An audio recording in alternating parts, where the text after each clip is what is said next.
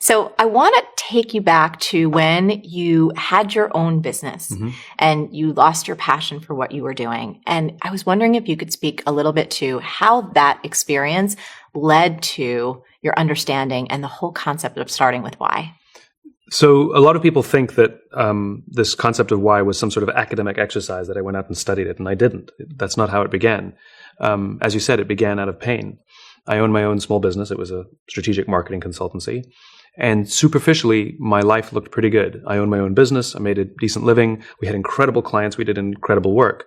Except after a few years of doing that, I sort of lost my passion for it. I didn't want to wake up and do it again. And I was actually very embarrassed by that because there were people who had real problems like poor me, you know? And so I kept it to myself. And I pretended, all of my energy went into pretending that I was more successful, happier, and more in control than I felt. And it wasn't until a friend of mine came to me and sort of expressed concern, like, you're different, is everything okay? And it wasn't until I had sort of that safety net of someone close by that I had the courage to sort of not only face the problem, but really confront it. And it was that was the birth of this concept of why. There was a confluence of events. And I realized that every single organization, including my own career, functioned on three levels: what I did, how I did it, and why I did it. I knew what I did. That was easy to explain.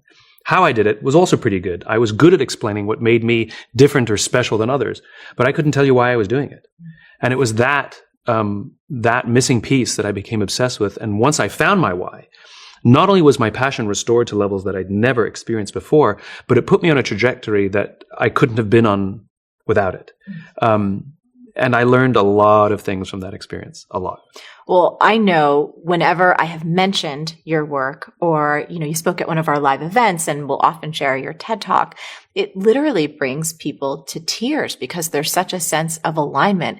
And then, of course, naturally, they want to focus their energy on why am I doing it? And I just think it's so important. And it feels like it was the perfect jump off point for your latest book, and I know you've spent a lot of time with men and women in uniform, traveled around to military bases, and had a profound experience in Afghanistan. I was wondering if you can share some of that and how it led to Leaders Eat Last.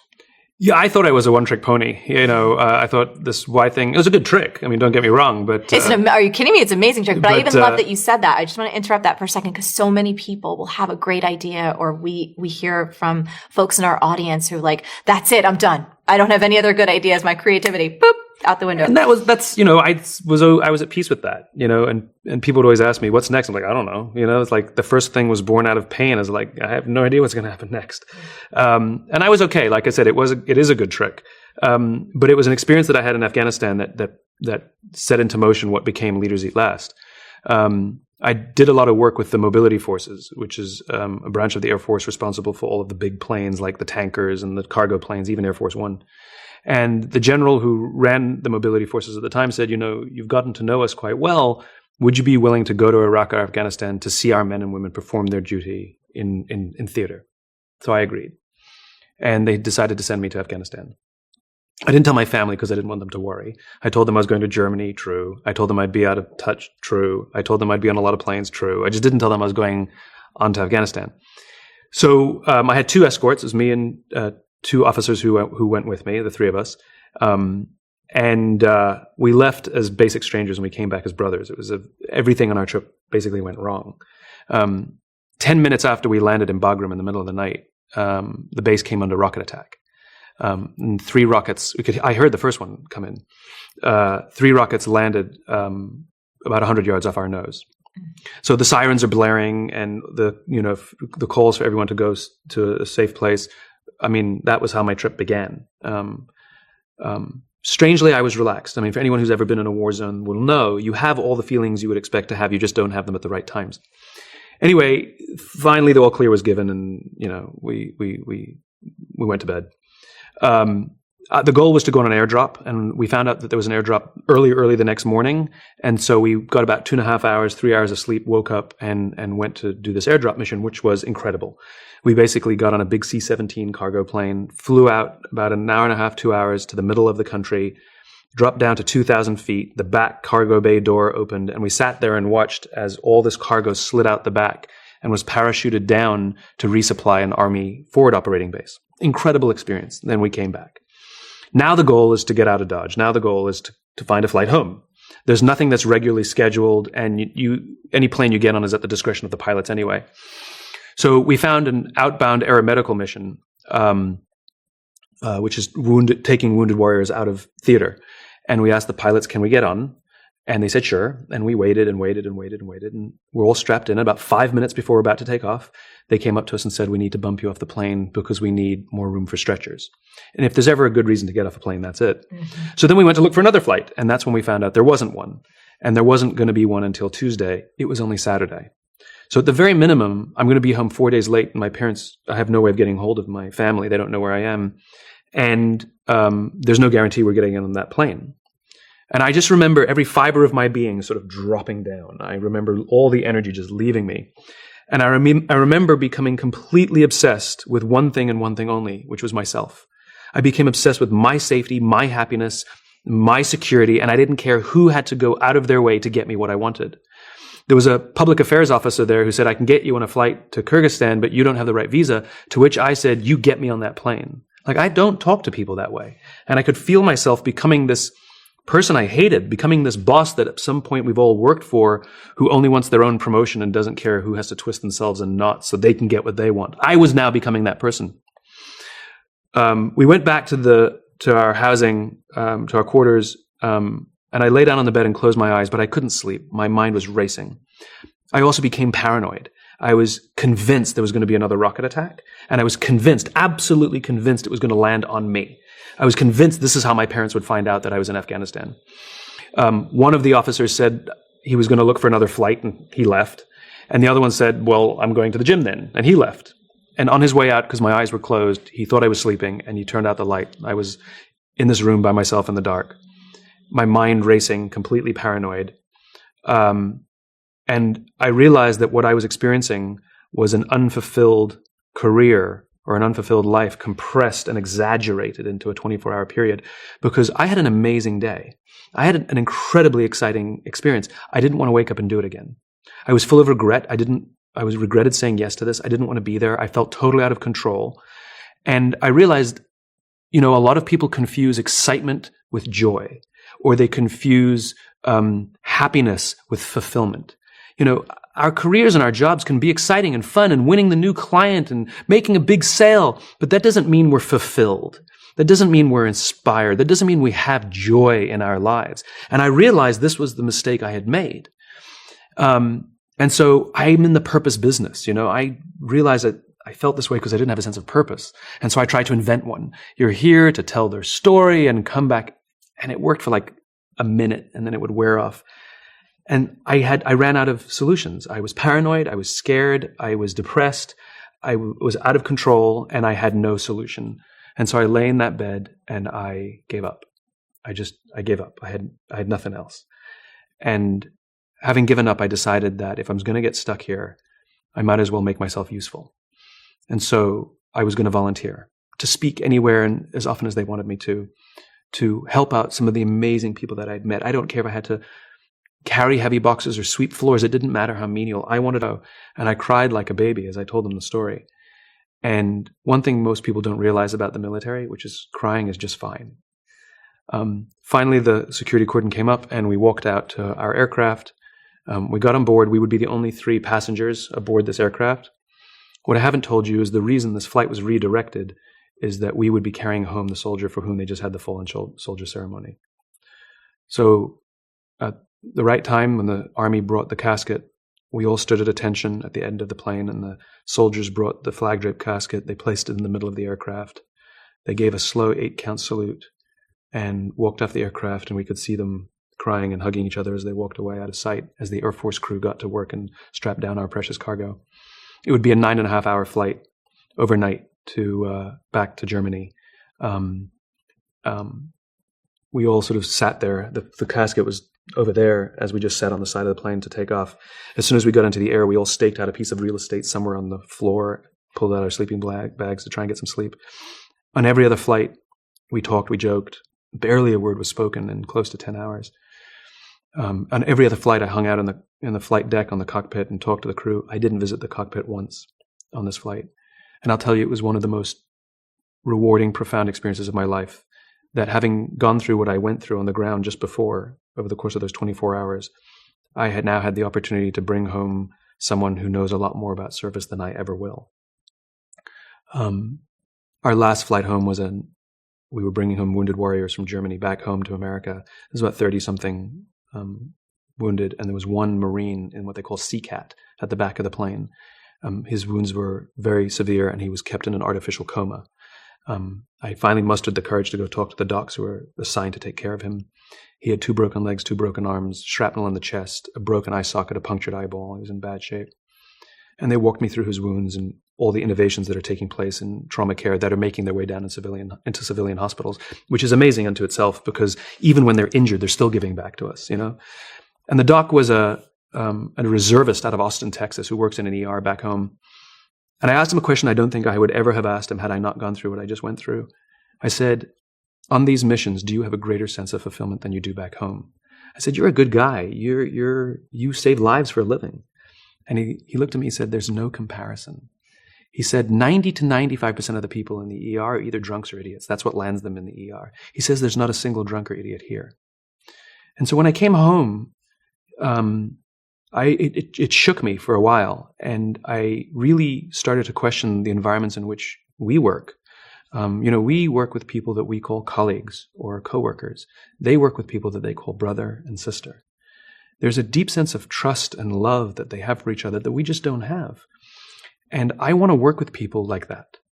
And so my original conclusion was that they're just better people. But I wanted to learn where trust and cooperation comes from, mainly because I want to work with people in environments like that. And I learned it's not the people, it's the environment. And this is why leadership is so important, because leadership will create an environment that can create relationships like that. And that's where Leaders Eat Last came from. That's where that book came from. Which leads us perfectly in what I wanted to unpeel and dive into deeper next, which is the power of environment. And you wrote in Leaders Eat Last, and I so believe this with my heart, how when we get the environment right, that humans will do remarkable things. Mm-hmm. And that it really is true that it's not just that they're better, right, that we all have that capacity. And I was wondering if you could speak to that. Yeah, it's a very basic idea. We're social animals. Our happiness, our joy, our success, everything is dependent on our relationships. And we respond to the environments we're in. You can take a good person and put them in a bad environment, and they're capable of doing bad things. Likewise, you can take a person that the group or even society has given up on, and you put them in a good environment, and they're capable of turning their lives around and really making something remarkable out of themselves. We are social animals, and we respond to the environments we're in, and leaders are responsible for building that environment. And if you create an environment in which people feel safe amongst their own, we will the natural human response to those conditions is trust and cooperation. Remember, trust and cooperation are feelings. They're not instructions. There's no PowerPoint or pitch that you can give upon the end that someone will trust you. You can't tell somebody, trust me. It doesn't work that way. Right. They're feelings. Likewise, if you create an environment where we actually fear each other, fear the people with whom we work, the natural human reaction to that environment is paranoia, cynicism, mistrust, and self-interest. Yeah. That's what happens. There's enough danger outside the organization. There's enough stuff going on outside that we should have to fear the people we work with or fear our own leaders. And most leaders don't get this. Most leaders think leadership is about being in charge. No, it's not. It's about taking care of those in your charge. Most leaders think everybody works for them. No, you work for the people in your organization. It is your responsibility to take care of them, make them feel safe, and they will naturally want to cooperate and work hard and give you their blood and sweat and tears to advance your vision. All they ask is you take care of them, make them feel valued and valuable, and the rest takes care of itself. It's like a parent. It's like a coach. Teach them, train them, give them the opportunity to fall and try again. And if they fear the leader, then they're going to take steps to protect themselves from the leader. It's pervasive in our world today. If you work in an organization where it's standard practice for employees to feel the need to send a CYA email after every single decision they make, that is a sign that they are taking time and energy out of their day away from doing their job in order to protect themselves from their own leaders. That's what that is. You know, anybody who keeps a file of all the good things they've done in their career just in case they need it, that is people taking time and energy away from doing their jobs in order to protect themselves from their own organization. So you can't ask those people to give you the best of their thinking and be more productive if you've created an environment where they're forced to protect themselves from you, you know? And this is what I learned. And so it's all about this environment, this circle of safety. Yeah, which I want to dive deeper into. And I felt like there was such a powerful question, you write, for all of us to ask ourselves, whether we consider ourselves in a leadership role or not. The question is, how safe do you feel where you work? And I thought that was just so incredible for all of us to reflect upon, because for me, as the owner of a company, it speaks largely to, like, how am I being? How are we interacting? How have we set things up? And do I feel safe? Do my people feel safe? To serve those who served others. And upon making that decision, this amazing calm came over me, an excitement even. I was excited to now be there, and I couldn't wait to get to work. As if it were a movie, it was eerie, the timing. Coming to this conclusion, the door flies open. It's Major Throckmorton, one of the guys I'm flying with. And he says, there's been a flight that's been redirected. We can get on it if we leave now. We've got to leave now. If we don't leave now, we're going to miss it. They're going to leave without us. We've got to go now. Where's Matt? I'm like, he's at the gym. So we run to the gym. We get Matt off the treadmill. He comes back, no time to shower, puts his uniform back on. We grab all our stuff and we run out to the flight line. As soon as we get to the flight line, we can see the plane we're going to get on. It's a big C-17 again. And as soon as we get there, there's a security cordon that comes down and won't let us out to the plane. And the reason is because somewhere else on base, they're having a fallen soldier ceremony. And out of respect, when that's happening, everything stops on base. And so we just sat on the curb and waited. And I told the guys what I went through just a few moments ago. Confidence and become their best selves. The opportunity to interact and build strong relationships. This is what I mean by feeling safe. That I love the people I work with. I love where I work. I enjoy going there. Work-life imbalance has nothing to do with how much yoga we do. Work-life imbalance means I feel safe at home, but I don't feel safe at work. That's the imbalance. And no amount of yoga or free snacks in the cafeteria will solve that. You know, it's leadership. It's a leadership problem. And so when that circle of safety is provided, two remarkable things happen. First, the people feel safe, so they will work extra hard to see that the leader's vision is advanced, but they will also, in turn, take care of their leader. So if a leader doesn't feel safe from their own people, it's because the leader isn't taking care of their people. Remember, we call someone leader not because they're in charge, but because they went first into the unknown, first towards the danger, first to protect the people, because everybody just stands there and says, what are we going to do? It's the leader says, I got it. I got your backs. That's why we call you leader. I know many people who sit at the highest levels of organizations who aren't leaders. They have authority. We do as they tell us because they have authority over us, but we wouldn't follow them. We wouldn't work to keep them safe and advance their vision. And I know many people who sit at the lowest levels of organizations that have no authority, but absolutely are leaders, because they've made the choice to look after the person to the left of them and to take care of the person to the right of them. That is what it means to be a leader. Having a position of authority simply means that you get to operate at greater scale and influence more people.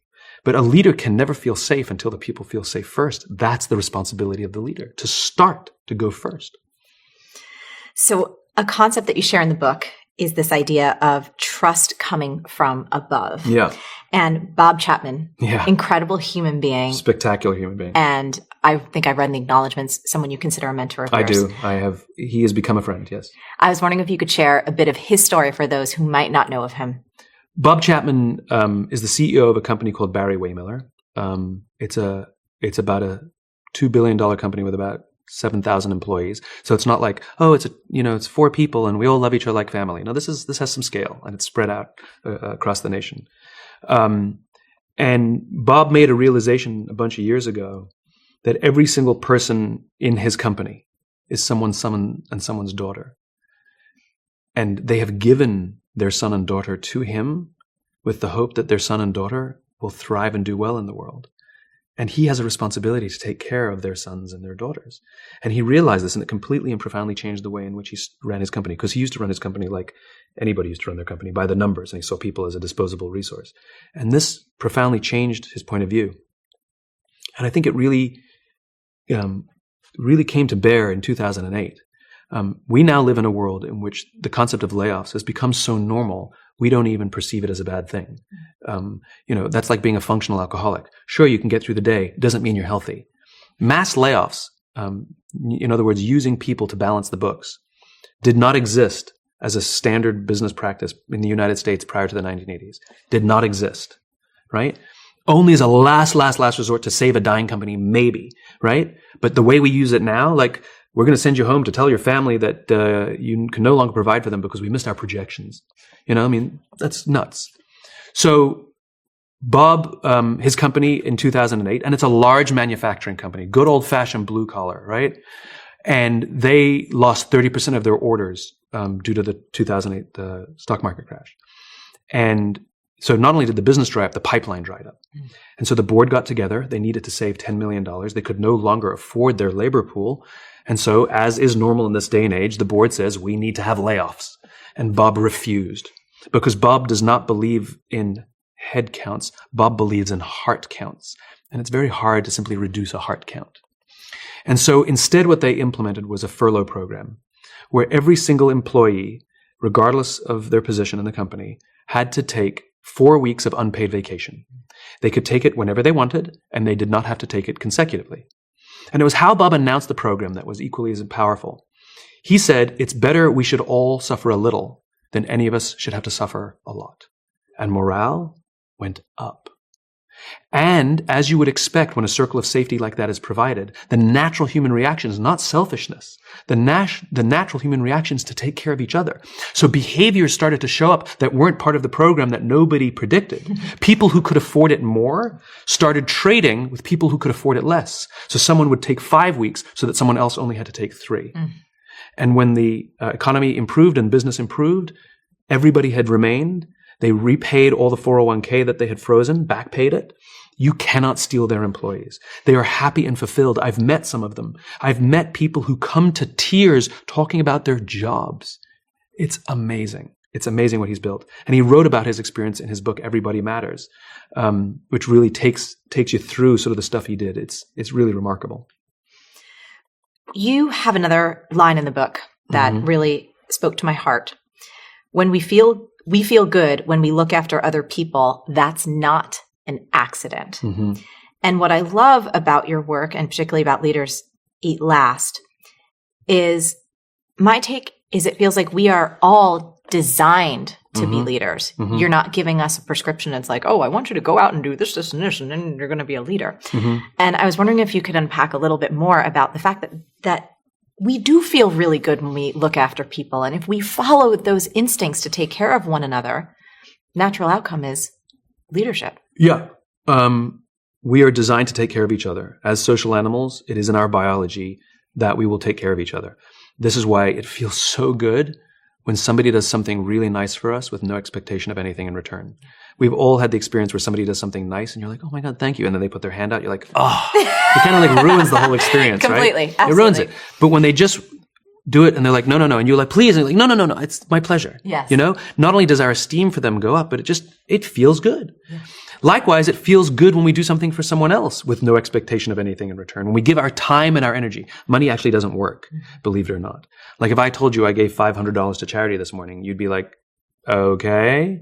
That's great, Simon. But if I told you that last weekend I gave up my Saturday and went to painted schools in the inner city, you'd be like, nice. That's really awesome. Yeah. Right? Now, the value of my labor was worth a lot less than $500. And that's the point, right? That's the point, which is we are designed to take care of each other. And there's a chemical called oxytocin, which is the chemical responsible for our feelings of love and friendship and trust. When you look at somebody you adore and you go like this, that's oxytocin. When somebody touches you and says, oh my God, it's so good to see you. Touch creates oxytocin. Yeah. So good to see you. Yes. It actually makes us feel closer to each other. Yes. When oxytocin is released in our bodies, not only does it make us feel good, not only does it boost our immune systems, But the more oxytocin we have in our bodies, it actually makes us more generous because the human body is trying to get us to look after each other. And it gets even better than that. The person who does the act of generosity, giving of time or energy without expectation of anything in return, they get a shot of oxytocin. The person on the receiving end gets a shot of oxytocin. And even witnessing an act of generosity or kindness releases oxytocin. It feels good to see somebody do something nice. And the more oxytocin we have in our bodies, as I said, means we're more likely to do something nice for somebody. This is the biology of pay it forwards. It's the human body's desperate attempt to get us to look after each other. And so when we create environments where we allow that to flow, it does. And I just think it's such a brilliant question for us to ask and then answer. Right. And I'd love you to perhaps unpack circle of safety, because I think that's genius. Well, let's be crystal clear in what I mean by safe. It doesn't mean that you can't get in trouble. It doesn't mean that there isn't discipline. It doesn't mean that it's a charity and everybody just floats along. That's not what we're talking about here. What we mean is that there's enough pressure coming from the outside, the ups and downs of an economy, the uncertainty of the future, the whims of a stock market, your competition that is sometimes trying to put you out of business, sometimes trying to kill you, but at the very minimum, they're frustrating your growth.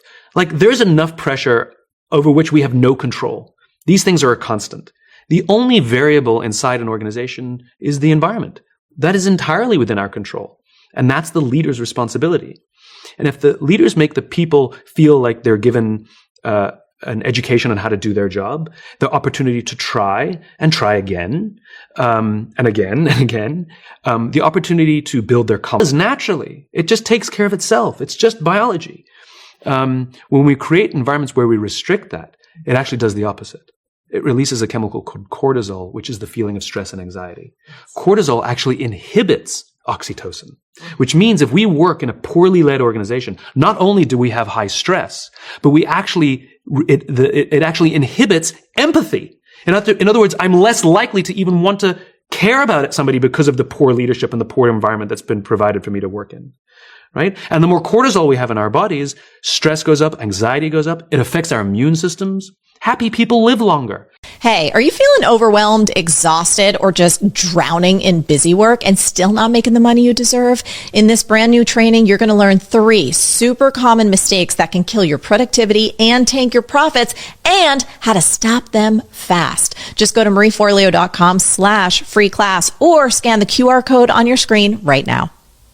Happy people have lower rates of cancer, diabetes, and heart disease, which means when you're in a position of leadership, you're actually medically responsible for the lives of these people.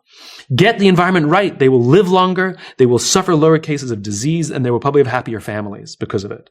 Whereas if you're a bad leader, over the course of time, you're actually killing the people working with you. Our jobs are actually killing us. So leadership is this awesome responsibility. It's not about the company. That's not what leadership is. You can't lead a company. You cannot. It's a human enterprise. You can run a company. You can manage a project, but you can only lead people. And for anybody in a leadership position who says, I am a leader, you are a leader of people. That's how it works. And the problem is we have to go through this transition. Some people make it quickly, some people make it slowly, and some people will never make it. When we're junior, the only thing we have to do is be good at our jobs. That's it. The company trains us how to do our job. Some of us get advanced degrees on how to do our job, accounting, engineering, whatever. And if you're really good at doing your job, eventually they'll promote you. And eventually you'll get promoted into a position where you're now responsible for the people who do the job you used to do. But nobody teaches us how to do that. And so they put us in a position of leadership and demand results, which is like putting us in front of the machine and demanding results, although they never showed us how to use the machine. And so we fumble our way through and we break things, and we don't want anybody to know that we have no clue what we're doing. And of course we manage people, because I do know how to do your job better than you. That's what got me promoted. We have to go through this transition where when you're now in a leadership position, you are now no longer responsible for the results. You're now responsible for the people who are responsible for the results. I love talking to CEOs, and I say, what's your priority? They say, my customer. You haven't talked to a customer in 10 years. There's not a CEO on the planet anywhere who's responsible for the customer. You're responsible for the people who are responsible for the customer. As a solopreneur, you're chief cook and bottle washer. It's a hard job. And when you have a very small enterprise, you have to balance this thing because you have a responsibility as a worker, but you also have a responsibility as a leader, and they have to be separate. So when you do work, you're a worker, you do the best job you can do if you're out there consulting or pitching or whatever you're doing. But when you're the leader, you're taking care of your people so they can be at their natural best, so that they can thrive. And you know that their work is not your responsibility. They are your responsibility. Their work is their responsibility. And so it's a really hard sort of yin and yang when you're small. But as you gain size and as you gain, start hiring a few more people, the problem is we can't extricate ourselves. We struggle. Like I said, that transition is really hard. It takes practice. It's hard work. It requires studying. Just like you study how to learn the machine, you have to study how to learn to be a leader. All the great leaders I know are students of leadership. None of them consider themselves experts. We're all students of the subject. And when we get together, we talk about it because we're genuinely interested in it. Golfers talk about golf. Yeah. Leaders talk about leadership if they're good, because they're constantly in learning mode. So, yeah, it's a human enterprise, and it has to be treated that way. So this was just genius. I'm wondering if there's anything that you want to leave us with today, because what I took away from your book, and I love this idea of studying leadership and talking about it, but the simplistic idea that if we look out for the people around us, I feel like that is something anyone can do, whether they're running a company or they're looking across at their family or their friends. Is there any closing thought that you want to leave us with, Simon? It takes practice, and it is a daily practice. You're not going to be an expert tomorrow. Leadership is the practice of putting the lives of others sometimes ahead of our interests. So practicing leadership is like driving to work in the morning and someone wants to cut in your lane. Do you pull forward or do you pull back? Mm-hmm. That's leadership. Like, we don't know. Maybe they're running late for a big interview and they've been unemployed for 6 months. Maybe their boss is an ogre and they left late because their kids, had trouble getting out to school today. Like, I don't know why they're late. I don't know why they're cutting in. Or maybe they're just a bastard. I don't know. But we can sacrifice being at work 1 car length late. That's leadership. You're standing in the elevator. You're running late for a meeting. The doors start to close. You see someone rushing towards the elevator. What do? Sorry. Like, we've all done that, No, lean forward and push hold. That's leadership. You pour yourself a cup of coffee. It's the last cup. You put it back.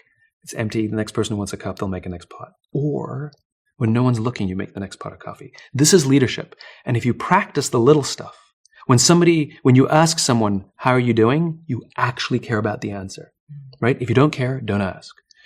So these are little things that if you practice and practice and practice, like exercise, the pain starts to go away. You start to get a little stronger. It starts to get a little easier. You start to take those kinds of risks with bigger and bigger things.